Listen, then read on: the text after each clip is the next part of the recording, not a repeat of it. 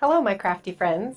Today in the lab I'm going to show you how I made this pattern to make this hat using a few measuring tools, some wrapping paper, a pipe cleaner, a cardboard pizza disc, and some popsicle sticks. The first step is to measure the circumference of your head. To do this, use a measuring tape wrapped around your head and slide it into the hat position. The tape measure should fit snugly for an accurate measurement. Write this measurement down as we'll need it for further calculations.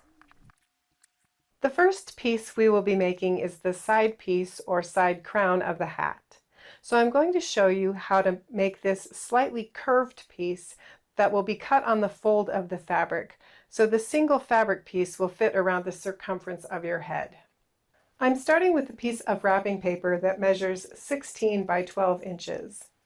The wrapping paper I have already has a grid on the back of the paper, and if you're using paper without a grid, you'll need to draw a 1-inch grid on your paper before continuing. Also, you can see that the grid on my paper is slightly larger than 1 inch, and this is okay because we're using the quadrants of the grid as guidelines, but not for any actual measurements. To begin, start in the lower left-hand quadrant with the number 0. Then number the quadrants across the lower edge and along the left side of the paper. We'll begin drawing the pattern starting at the x equals 0 and y equals 1 point. To draw this first line, we'll be working horizontally along the x-axis. From the starting point, count over 4 quadrants and make a mark at the 1/4 inch above the 1-inch line on the y-axis.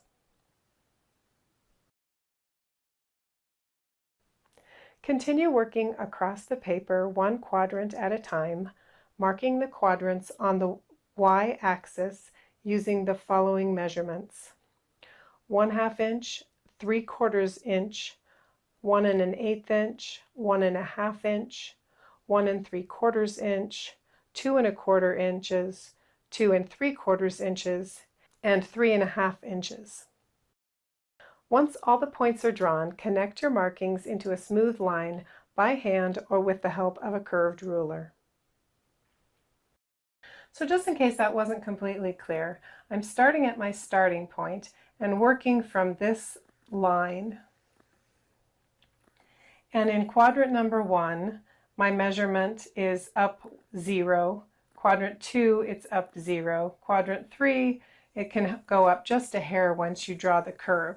So I'm starting all the way over at quadrant 4, and from this line I'm measuring up 1/4 inch. Then in quadrant 5, I'm measuring up 1/2 inch, quadrant 6, up 3/4 inch, and so on all the way up through my 3 1/2 inches at quadrant 12. My original hat pattern had a crown height of 4 inches, but I've decided to make this one a bit shorter. So I'm going to make this pattern with a crown height of 3 1/4 inches.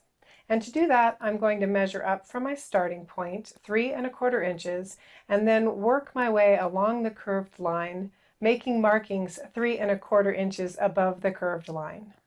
And once the markings are complete, again, I'm going back and connecting the dots into a parallel curved line. To connect the lines for the back seam, I'm using a ruler aligned with the end of the lower line. And I want to make a fairly straight crown, so I'm connecting the lines, making close to a 90-degree angle in the lower corner. For a more tapered crown, you can tighten this angle as desired. Mark this line center back. Now it's time for a little bit of math. Start with your head circumference and add 1 to 1 1/2 inches of ease. I'm using 1 1/2 inches, but if you prefer a looser or tighter fit, you can adjust this measurement accordingly. Once you have your head circumference plus ease measurement, you'll need to divide this number in half, and this will be measurement A. Start from the center back and measure along the lower line to equal your measurement A. So in my case, I'll measure 12 1/8 inch from the center back point. Now measuring curves can be a little bit tricky, but here are 3 different methods for measuring curves accurately. First, you can use a flexible ruler, and they're fairly inexpensive. I found mine for under $5. To use this type of ruler, all you need to do is match the curve of the ruler to the curve you're measuring and mark your desired measurement. You can also use a regular tape measure. They're a little trickier to handle, but the idea is the same. So from the starting point, walk the edge of the tape along the curve and mark your end point. And the final method is to cut a pipe cleaner to the required length and bend it along the curve, again marking the end point. Use this measurement to close the shape by drawing a line that is parallel to the vertical lines on your grid. Label your piece side crown, cut 1, and denote the center front cut on the fold. We'll need to come back to this piece to add some seam allowances, but for now we'll move on to making the top crown piece. But to make the top crown piece, we'll need one more measurement. So using your preferred measuring tool, measure the top line of the side crown piece from the center front to the center back. Write this number down and divide it by 2, and this will give you measurement B. To make the top crown pattern, it's not necessary to number your grid, but you will need a piece of paper approximately 10 inches by 10 inches, folded in quarters.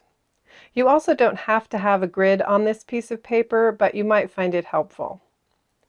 Start with a pipe cleaner cut to your measurement B length, and use this to draw 1/4 of the top crown by aligning each of the ends of the pipe cleaner with the folded edges.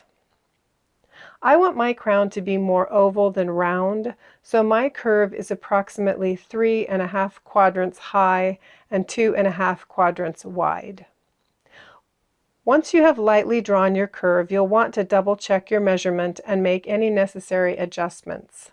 You also want to make sure that the finished line meets the folds at a 90-degree angle on both ends. Label this piece crown top, cut 1. To make the brim piece, I'm starting with a round piece of cardboard.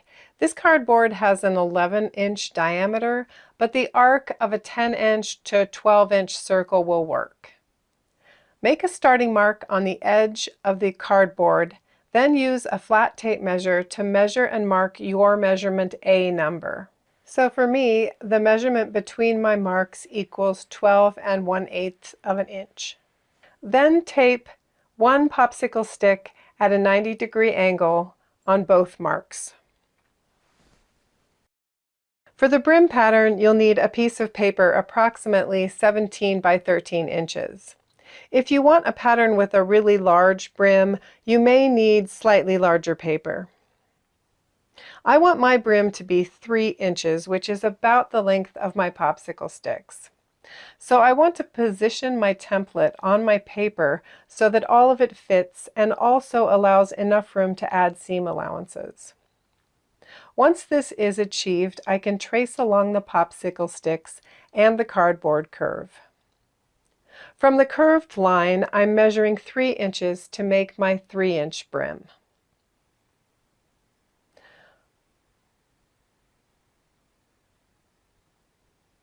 Once this is done, mark the piece brim, cut 4, and indicate both side seams. Now that we have all 3 pieces drawn, it's time to go back and add the seam allowances. So I'm using my ruler to add a line around my pieces that is 5/8 of an inch away from all of my original lines. When you're finished, your pieces should look like this. Note that the top crown is still folded and should be cut in the folded position. Also note that the center front of the side crown piece does not have a seam allowance added due to the fact that it will be cut on a folded piece of fabric. The final piece is the facing piece, and you can trace over your side crown piece to make a pattern piece that matches the bottom curve and measures 1 3/4 inches in height from the sewing line.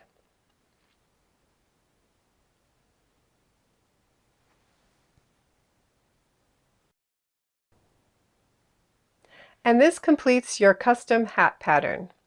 Stay tuned for an upcoming video where I'll actually put the hat together. Please click the like button if you enjoyed today's video, and also if you haven't already, I'd love to have you join my YouTube family by clicking that subscribe button. Thanks so much for watching, and I'll see you in the next video.